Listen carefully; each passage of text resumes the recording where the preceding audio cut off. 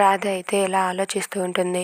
ఏంటి ఇంతసేపు అయినా శ్యామ్ సార్ ఇంకా రాలేదు, ఒకసారి ఫోన్ చేస్తానని చెప్పి శ్యామ్ ఫోన్కి ఫోన్ చేస్తుంది. ఇంతలో అక్కడ ఒక ఎస్ఐ అయితే ఆ ఫోన్ లిఫ్ట్ చేసి, ఈ ఫోన్ గల ఆయన అక్కడ తాగేసి పడిపోయి ఉంటే మా వాళ్ళు తీసుకుని వచ్చారు, పోలీస్ స్టేషన్లో ఉన్నాడని చెప్పి అంటారు. ఆ మాటలకు రాధ అయితే ఒక్కసారిగా షాక్ అవుతుంది.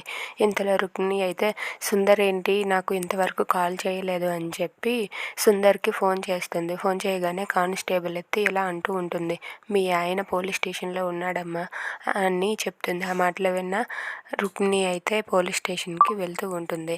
రాధ అయితే శ్యామ్ అలా ఉన్నాడని తెలిసి పోలీస్ స్టేషన్కి పరిగెత్తుకుంటూ వెళ్ళి శ్యామ్ సార్ ఎక్కడ అని చెప్పి అతన్ని అడిగేసి అక్కడ ఉన్న తాగేసి పడిపోయి ఉన్న శ్యామ్ని చూసి రాధ అయితే ఒక్కసారిగా షాక్ అవుతుంది.